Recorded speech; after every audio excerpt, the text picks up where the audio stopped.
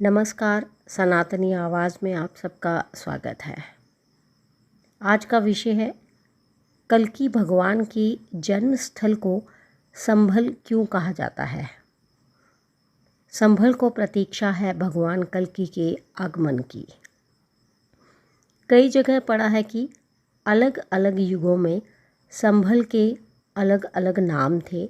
कभी सत्यव्रत, कभी महादगिरी, कभी पिंगल के नाम से संभल की धरती जानी गई। लेकिन वर्तमान समय में इसे संभल क्यों कहा जाता है? जब ये प्रश्न मन में आता है तो इसका उत्तर महादेव के चिंतन में मिलता है। पौराणिक आख्यान कहते हैं कि इस स्थान पर विष्णु जी का 10वां अवतार होगा। यही बात बौद्ध ग्रंथ दोहराते हैं कि इसी जगह मैत्रेय बोधिसत्व ब्राह्मण के यहाँ जन्म लेंगे। भारतीय सनातन परंपरा के सभी मत इस जगह की पवित्रता और अलौकिकता में विश्वास करते हैं।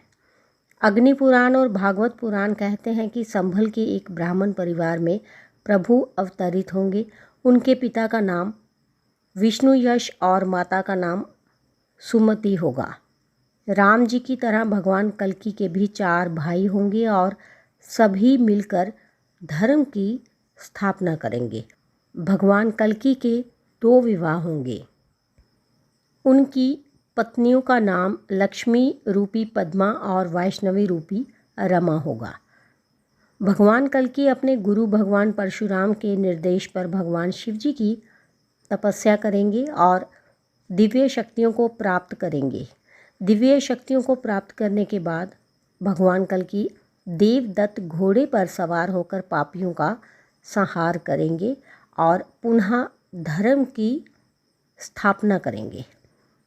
अपने घोड़े पर आएंगे कल्कि महाराजा। अपने घोड़े पर आएंगे कल्कि महाराजा। भगवान शिव ने हमेशा भगवान विष्णु की सहायता की है। कच्छप अवतार से लेकर भगवान राम और कृष्ण तक के वह सहायक रहे। रामेश्वरम की स्थापना के दौरान भगवान राम ने कहा, शिवद्रोही मम दास कहावा, सोनर सपनेहु मोही न बावा। कल्कि अवतार हेतु विष्णु जी को शिव जी की नगरी चाहिए और वह नगरी है शंभु स्थल यानी संभल। संभल शंभु की नगरी है। इसके 3 कोनों पर शिव मंदिर है। इसके बीच में 19 कूप, 36 पूर्वी बस्ती, 52 सराय और 68 तीर्थ हैं।